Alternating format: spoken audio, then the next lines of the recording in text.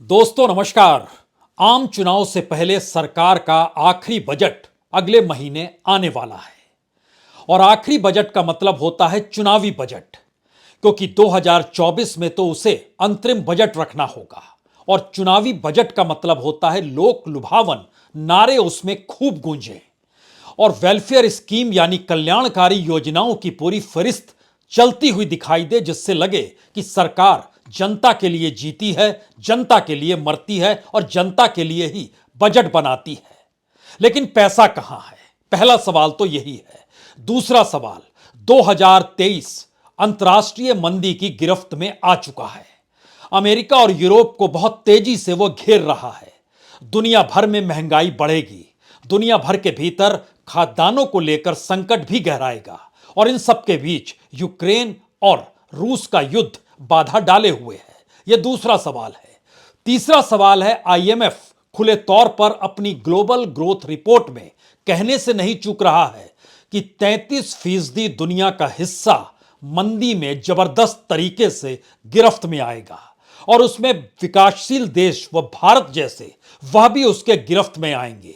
और जो सोच रहे हैं कि वह गिरफ्त में नहीं आएंगे तो वहां के करोड़ों लोगों पर मंदी का प्रभाव जरूर पड़ेगा और सरकार के सामने अर्थव्यवस्था के सिकुड़ने की स्थिति बहुत खुले तौर पर उभरेगी। यह तीसरा सवाल है।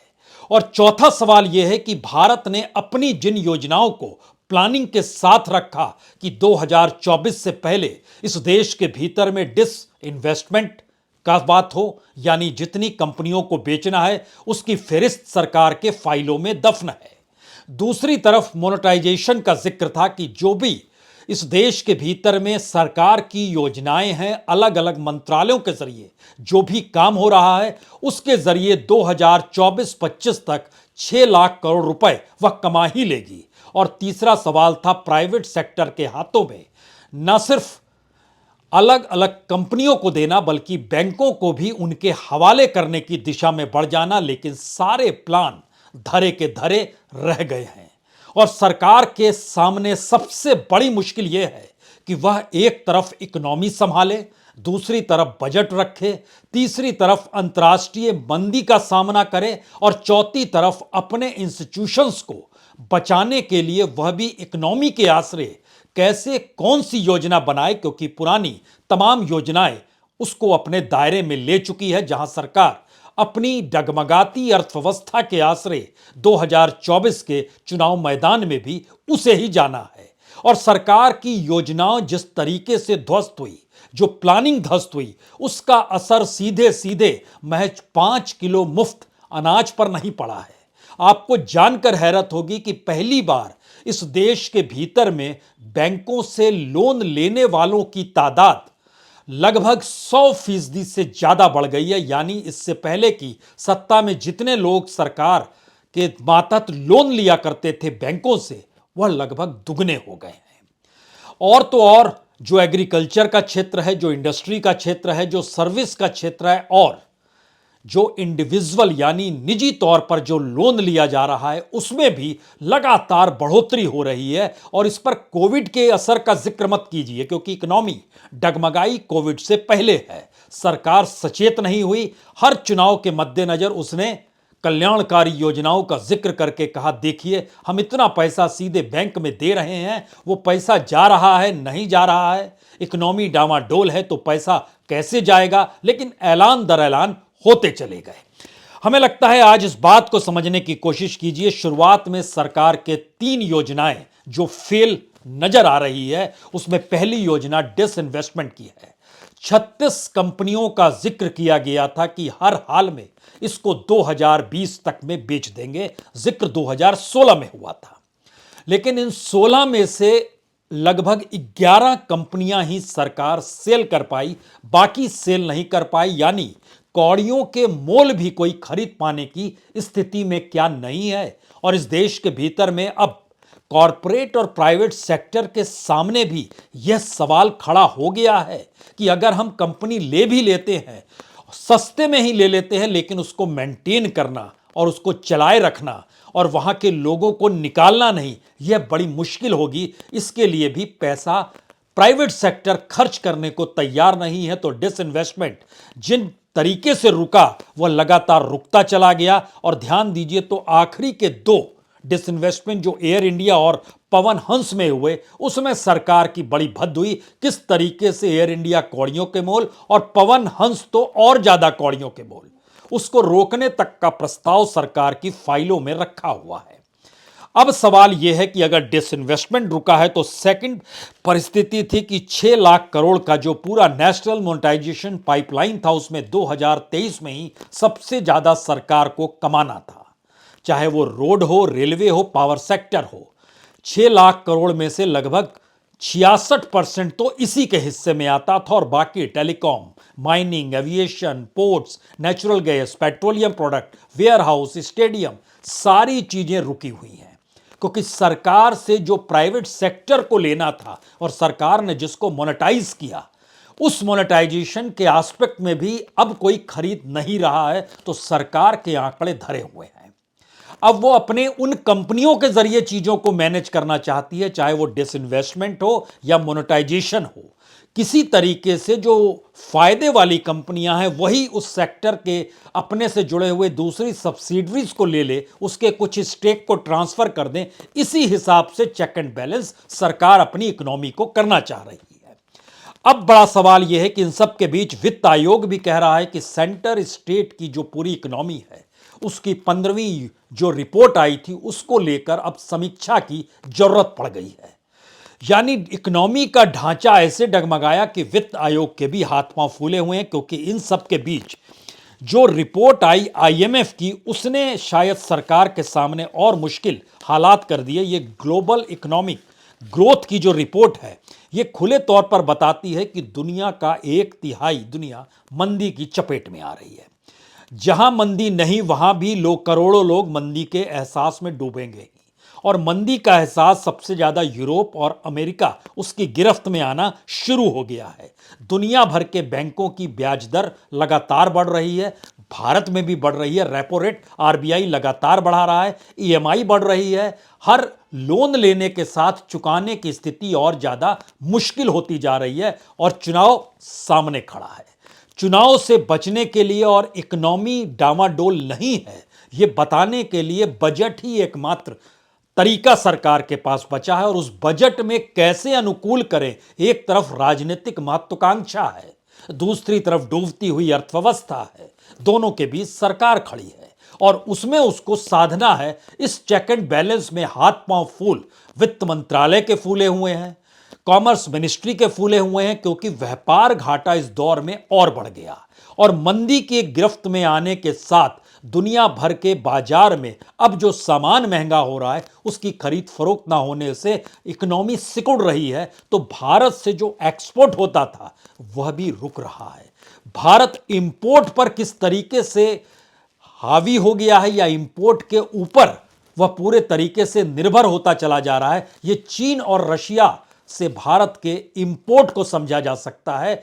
भारत, चीन और रशिया को अगर आप माइनस कर दीजिएगा तो यह कल्पना के परे है कि भारत की इकोनॉमी एक झटके में ढहढहा कर गिर जाएगी, क्योंकि रशिया से उसे जो लाभ मिल रहा है और उसने हर क्षेत्र में, यहां तक कि तेल भी आज की तारीख में जो कच्चा तेल है सबसे ज्यादा वो रशिया से ले रहा है, क्योंकि युद्ध की परिस्थिति में भारत ने रूस का साथ दिया। लेकिन सवाल इकोनॉमी का है, बजट का है, इस देश की अर्थव्यवस्था को संभालने का है और आने वाले वक्त में देश के लोगों के सामने और परेशानी ना हो। तो क्या ये 5 किलो अनाज और इसके ठीक समानांतर कर्ज लेने की परिस्थितियां जो खड़ी हो गई।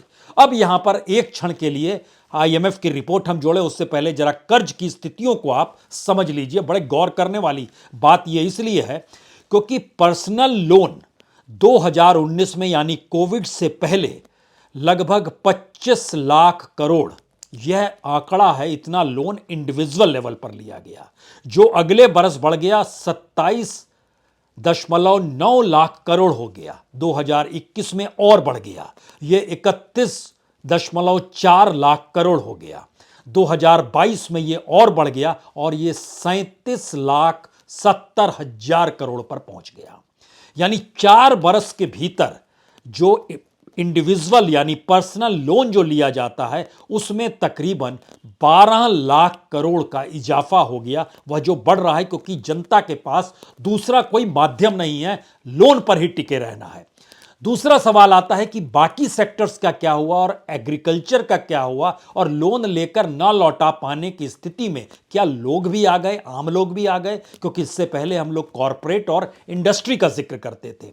सर्विस सेक्टर 2019 में 24,70,000 इतना लोन लिया गया, जो कि बढ़कर उसमें भी लगभग 33,20,000 करोड़ पर जाकर पहुंच गया। इसका मतलब यह है कि इसमें भी जो इजाफा हुआ वह भी लगभग 9 से 10 लाख करोड़ का इजाफा हो गया। पर्सनल लोन में इजाफा 2019 कोविड से ठीक पहले और 2022 यानी इस फाइनेंशियल ईयर के मातहत हम आपसे जिक्र कर रहे हैं। अब देखिए इंडस्ट्री में सबसे कम लोन बढ़ा है। यह इंटरेस्टिंग इसलिए है क्योंकि इंडस्ट्री का ग्रोथ, मैन्युफैक्चरिंग सेक्टर का ढहना, भारत के कोर सेक्टर का नेगेटिव में चले जाना, उसका असर यह पड़ा है कि 2019 में अगर 29 लाख करोड़ था तो यह बढ़कर 32.9 यानी मान लीजिए 33 लाख करोड़ हुआ। इसमें इजाफा सिर्फ 4 लाख करोड़ का हुआ है। यह बड़ा इंटरेस्टिंग है कि पर्सनल लोन का इजाफा बढ़ गया लगभग 10 लाख करोड़, सर्विस सेक्टर में बढ़ गया लगभग 10 लाख करोड़, लेकिन इंडस्ट्री में बढ़ा सिर्फ 4 लाख करोड़। अगला सवाल एग्रीकल्चर से जुड़ा हुआ है।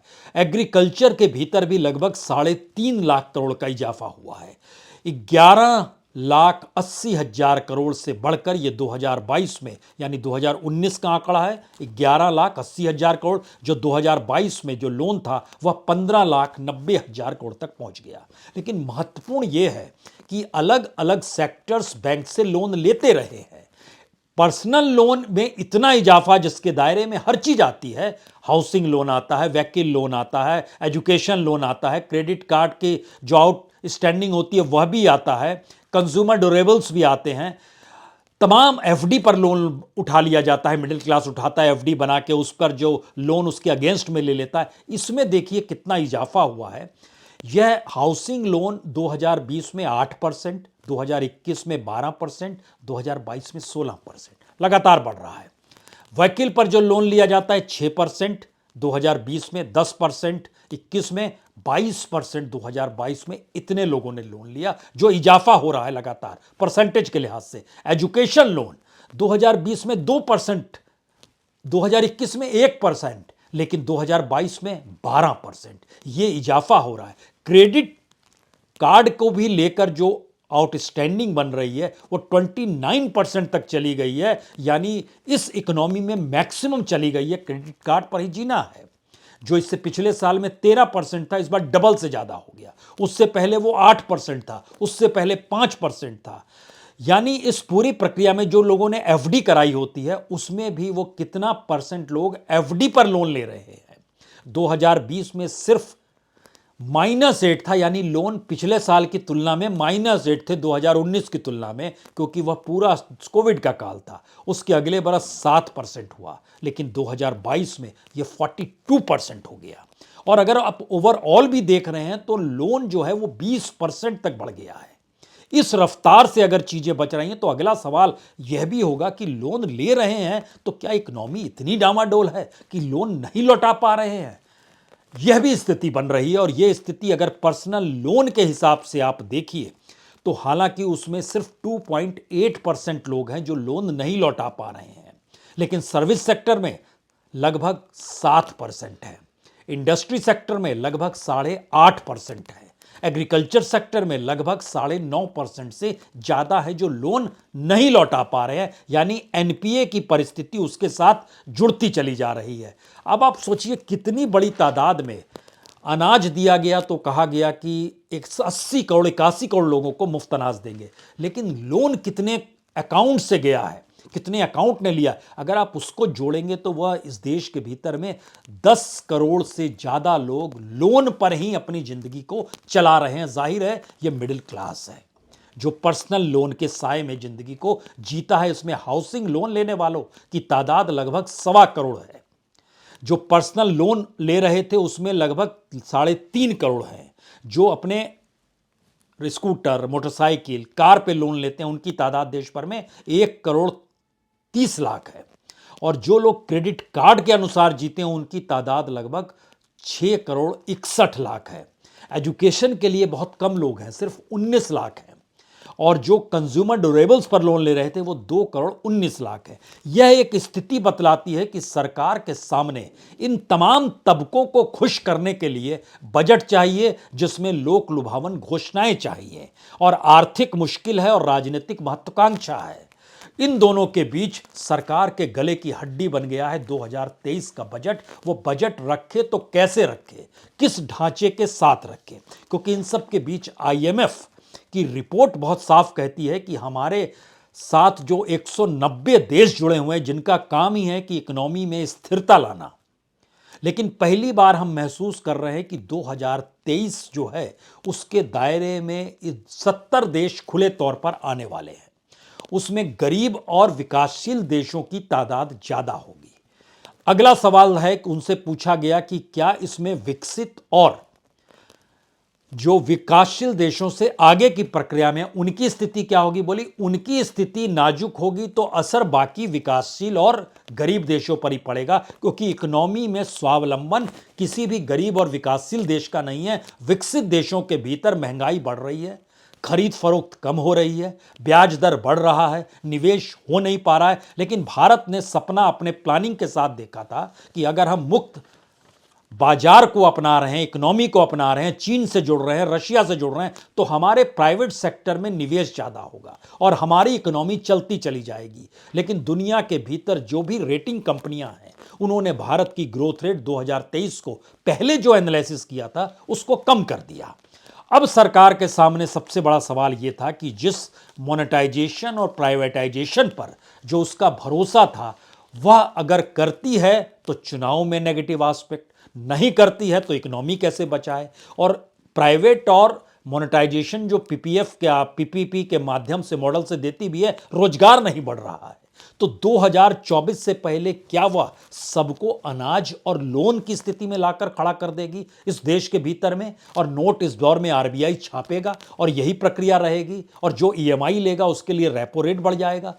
यकीनन ये इकोनॉमी भारत के भीतर की आकर खड़ी हो गई है जो सरकार के सामने सबसे मुश्किल सवाल खड़ा कर रही है। इसीलिए लगभग 80 के लगभग जो प्रोजेक्ट हैं, telecom, mining, aviation, port, natural gas, petroleum product, warehouse, stadium, इनको लेकर प्राइवेट सेक्टर की रुचि जागृत नहीं हो रही है। तो सरकार के 6 लाख करोड़ का मामला अटका हुआ है। लेकिन बड़ी बात यह है कि रोड, रेलवे और पावर सेक्टर, इसके प्राइवेटाइजेशन पर मुश्किल यह आ गई है कि यह एक इकोनॉमिक अटैक होगा उस जनता को लेकर जिस जनता के भीतर जो सवाल हैं उन सवालों को अंबानीज और अडानीज का जिक्र करके राहुल गांधी जो देश भर में लगातार पैदल चलते हुए संवाद बना रहे हैं, और कांग्रेस और अब दूसरे विपक्ष पार्टियां भी इकोनॉमी के आश्रय सरकार को घेर रही है। तो सरकार के सामने मुश्किल है कि अर्थव्यवस्था और इकोनॉमी कहीं पॉलिटिकल नारे में तब्दील ना हो जाए और 2023 का बजट कहीं चुनावी तौर पर मुद्दा ना बन जाए।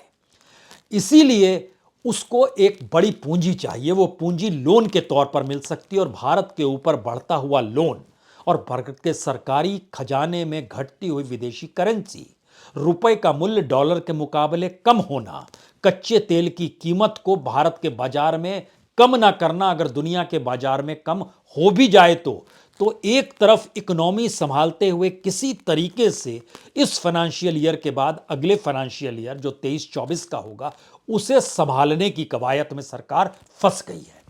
दूसरी परिस्थिति है कि अगर उस दिशा में पैसे को यहां लाती है, कर्ज बढ़ेगा, करेंसी और ज्यादा कम हो जाएगी सरकारी खजाने में, राजकोषीय घाटा और बढ़ जाएगा, तो सरकार खर्च कहां से करेगी। नोट अगर RBI से छपवाएगी, महंगाई और बढ़ेगी, मिडिल क्लास और आहत होगा। तो सरकार के सामने नई प्लानिंग इस दिशा में आ रही है कि वह क्या एक वोट बैंक को देखे। जिन 80 करोड़ों को लोगों को 5 किलो अनाज दिया जा रहा है, क्या उनके लिए कुछ और नई योजनाओं का ऐलान किया जाए, और कुछ देर के लिए भूल जाइए एजुकेशन सेक्टर का बजट, हेल्थ सेक्टर का बजट, इस देश के कोर सेक्टर और मैन्युफैक्चरिंग सेक्टर को दोबारा पटरी पर लाने के लिए बेसिक प्लानिंग, ये सारी चीजें भूल जाइए, क्योंकि सरकार को समझ में आने लगा है चुनाव जीतना है तो बजट चुनाव के अनुकूल देना होगा, और चुनाव के अनुकूल बजट नहीं देंगे तो ऐसे में मुद्दा बजट ही बन जाएगा, और ऐसे हम कहेंगे कि बाकी जुगाड़ कर लेंगे, और जो मिडिल क्लास है और जो तबका है रोजगार में फंसा हुआ या जिसे रोजगार ही चाहिए, उसकी तादाद सरकार मानकर चल रही है कि वह उस बड़े वोट बैंक पर असर नहीं डाल पाएगा, क्योंकि हम उनके साथ डायरेक्ट बैंक ट्रांसफर का पैसा और मुफ्त अनाज के पैसे की दिशा में बढ़ चुके हैं। इस देश की इकोनॉमी का आखिरी सवाल जो सबसे बड़ा है कि 2016 में आपने जिन 16 कंपनियों को लेकर जिक्र किया कि हम डिसइन्वेस्टमेंट कर देंगे, उसमें आप 10-11 कंपनी तक ही क्यों पहुंच पाए और बाकी कंपनियां क्यों सेल नहीं हो पाई? क्योंकि जिन्हें किया भी गया उसमें कामराज एयरपोर्ट है, north eastern electric power corporation है, टीएसडीसी इंडिया लिमिटेड है, ब्रिगेडिंग कॉरपोरेशन ऑफ इंडिया है, नेशनल प्रोजेक्ट कंस्ट्रक्शन कॉरपोरेशन है, एचएससीसी इंडिया लिमिटेड है, रूरल इलेक्ट्रिफिकेशन कॉरपोरेशन। ध्यान दीजिए, तो सरकार जो चाह रही थी वह हुआ नहीं, और एयर इंडिया में झटका लग गया। एक तरफ 60,000 करोड़ का घाटा, उसमें भी 40,000 करोड़ का घाटा अपने ही माथे ले लिया, और 18-20,000 करोड़ में एयर इंडिया टाटा को दे दिया। पवन हंस बहुत छोटी स्थिति थी, वहां भी ऐसी नाजुक स्थिति आ गई। जब फेल सरकार की प्लानिंग हो रही है तो जो आखिरी सवाल था, बेरोजगार युवा क्या करेगा? मिडिल क्लास जो टैक्स के बोझ तले है, उसके टैक्स को माफ कर नहीं सकती है सरकार इस बजट में, क्योंकि उसके बाद सरकार की कमाई रुक जाएगी, क्योंकि बजट ही डायरेक्ट टैक्स का मसला हो, जीएसटी का मसला हो। और इस पूरी प्रक्रिया के भीतर में अगर ध्यान दीजिए तो रियल एस्टेट और तेल को जीएसटी के दायरे में नहीं लाया गया है। सरकार उस पर लगातार नकेल नहीं कसती है, अपने अनुकूल स्थिति बनाती है, जिसका घाटा राज्यों को होता है। यानी सरकार के अपनी इकोनॉमी को संभालने का चेक एंड बैलेंस के सामने 2023 एक मुश्किल हालात के साथ इसलिए खड़ा हो गया है क्योंकि उसकी प्लानिंग का पूरा पिरामिड 2023 में उसके सामने चुनौती बनकर खड़ा हो गया है, जो कह रहा है बजट अगर तुमने चुनाव के अनुकूल रखा तो इस देश की अर्थव्यवस्था ढहढाएगी, और जो पढ़ा लिखा तबका है, जो रोजगार चाहता है, जो इस देश के भीतर में किसी तरह इकोनॉमी में जुड़ा हुआ था या अनऑर्गेनाइज सेक्टर भी है, उसके सामने मुश्किल आ जाएगी। तो वो 5 किलो अनाज से क्या मान जाएगा? दूसरा सवाल है, अगर आप एक सामान्य बजट रखने की स्थिति में आते हैं तो यूं ही आप कंगाल हैं, तो उसमें हर क्षेत्र को आप कैसे पकड़ेंगे? फंसी हुई है सरकार। वित्त मंत्रालय, वित्त आयोग, नीति आयोग, हर कोई लगे हुए हैं उस रास्ते को खोजने के लिए जहां संवाद तो हो कॉरपोरेट से, इंडस्ट्रियलिस्टों से, व्यापारियों से, लेकिन उन पर और ज्यादा नकेल इस रूप में कसी जाए कि अगर पैसा सरकार को तुम और ज्यादा दो, अन्यथा ईडी हमारे पास है, आईटी है, सीबीआई है, एजेंसियां लग जाएंगी। और इसी से दुखी होकर वह व्यापारी तबका भी सोचने लगा है, जो बीजेपी का कोर वोट बैंक रहा है। उसके भीतर भी सवाल है, व्यापार संभालें या मोदी सत्ता को देखें। बहुत बहुत शुक्रिया, बहुत बहुत शुक्रिया।